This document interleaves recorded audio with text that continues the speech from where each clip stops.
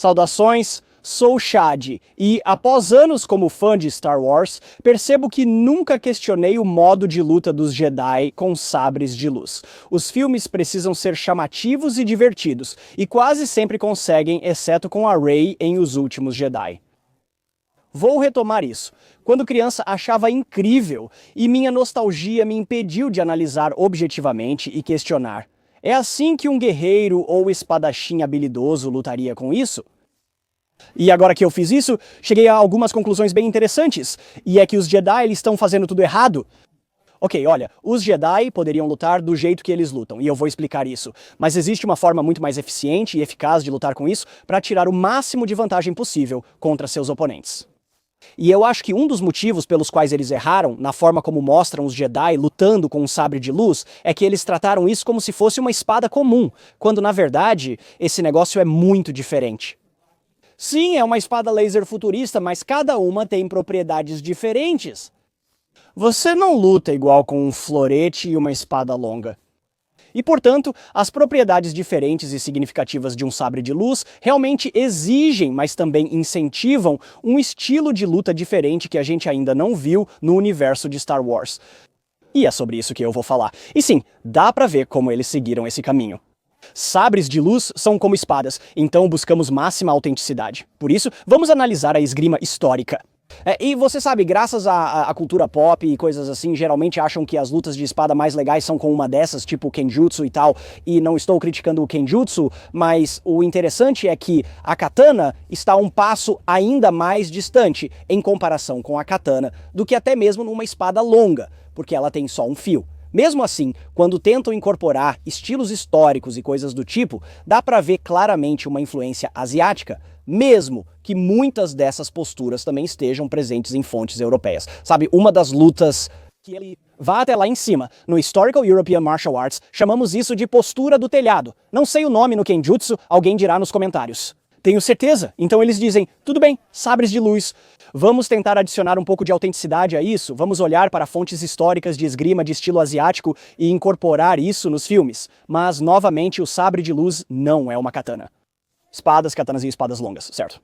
Costuma-se incorporar elementos importantes nas posturas da esgrima histórica e no uso delas em combate, como o fato de terem lâminas afiadas. Um sabre de luz não tem lâmina afiada? Na verdade, toda ela é afiada, o que já muda muito. A outra questão é a geração de força.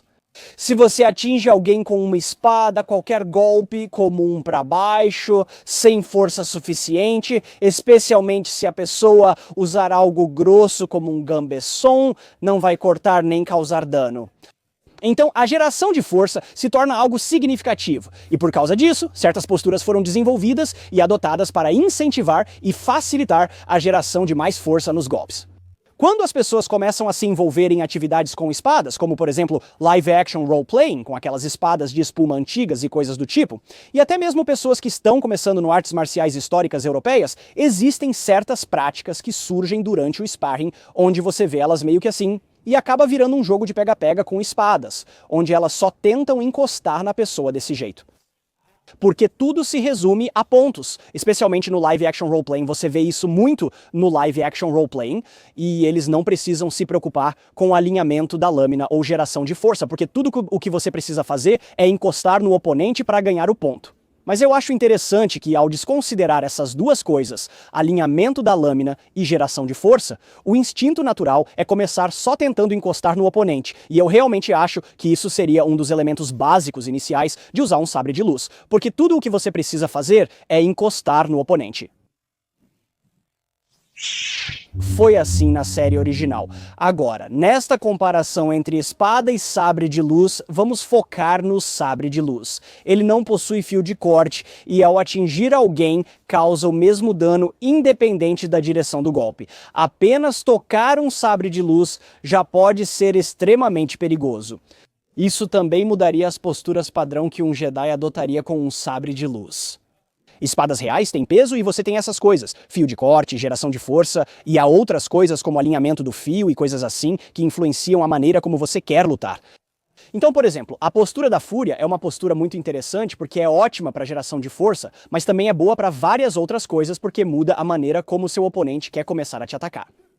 Então, se você estivesse usando, sabe, posturas diferentes, a postura da fúria seria com a intenção de manipular seu oponente para fazer outras coisas, não necessariamente para ajudar na geração de força, mas tem outra coisa que também afetaria as posturas, e é que sabres de luz não são usados apenas para lutar contra outras pessoas com sabres de luz, eles são usados para desviar projéteis que vêm em sua direção, e isso afetaria muito a postura, porque se você estivesse usando algo como a postura da fúria, ou até mesmo Jordan? Não, Kuma, não consigo lembrar. Mas essa postura, ou até aquela, você teria que mover o campo de energia de plasma, sabe? Por uma distância maior para colocar entre você e o disparo do blaster. Certo? Então, a maneira mais eficiente de se proteger de projéteis que vêm em sua direção é ter uma postura em que o sabre de luz esteja posicionado na sua frente na maior parte do tempo. E por causa disso, isso incentivaria posturas voltadas para frente no combate com sabre de luz. E com o fato de que você só quer tocar e fazer esses cortes rápidos e coisas assim, porque agora é quase como um pega-pega de espadas, de novo, posturas voltadas para frente se tornam muito úteis. E você pode estar pensando,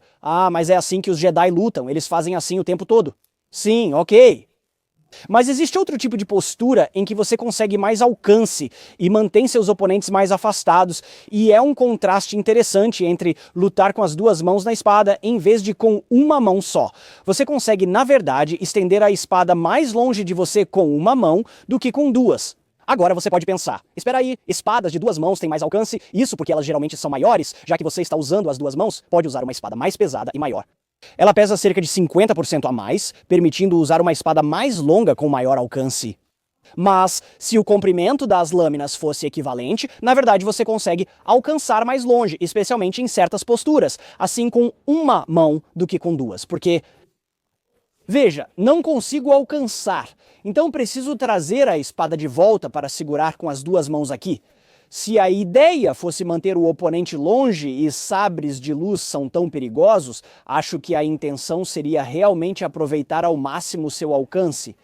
Veja, usar duas mãos em uma espada te deixa mais rápido, pois oferece força extra, mais alavancagem e aumenta a potência dos golpes. Porém, com um sabre de luz não é necessária força. E sobre movê-lo mais rápido? É interessante, pois já ouvi pessoas dizerem que em Star Wars a lâmina do sabre de luz é pesada e os Jedi usam a força para movê-la rápido, não só força física. Se isso for verdade, acredito que você poderia manipulá-lo com uma mão, pois há outro fator importante que diferencia o sabre de luz de outras espadas. Não há peso significativo na parte de energia. Todo o peso está aqui, então o controle de ponta com esse peso concentrado seria enorme. E se os Jedi são fortalecidos pela força do corpo, ou usam a força para se fortalecer, ou usam a força para realmente mover o sabre de luz, você não precisa de uma mão extra para isso. E usando o sabre de luz com uma mão, você ganha mais alcance e não precisa fazer cortes enormes para gerar muita força. Então esses cortes rápidos assim são tão letais com um sabre de luz quanto aqueles grandes movimentos assim. Talvez você reconheça o estilo que vem usando com este sabre de luz, é bem parecido com esgrima com rapieira, mas o lance é que uma rapieira ainda tem peso, só que grande parte desse peso está concentrado perto da mão para dar mais controle da ponta. E outra coisa que falta na rapieira, certo, é que ela não é muito boa para cortar. Ela consegue cortar, mas não é muito boa nisso, então cortes pequenos com uma rapieira quase não teriam efeito. Rapieiras são feitas para estocadas, por isso tem essa característica.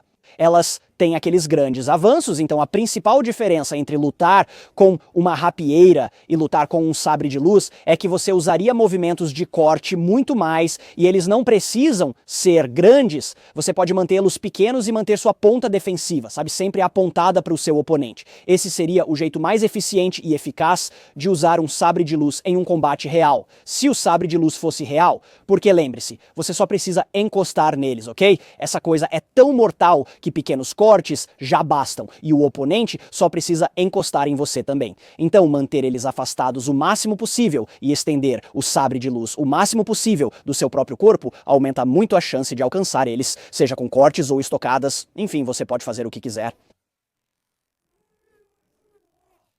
E é assim que os Jedi deveriam usar seus sabres de luz, sensores assim, até mesmo algo assim. Ok, mantendo a distância. Parece um pouco diferente ou até estranho? Sim, mas é eficaz? Ok, algo muito mais assim.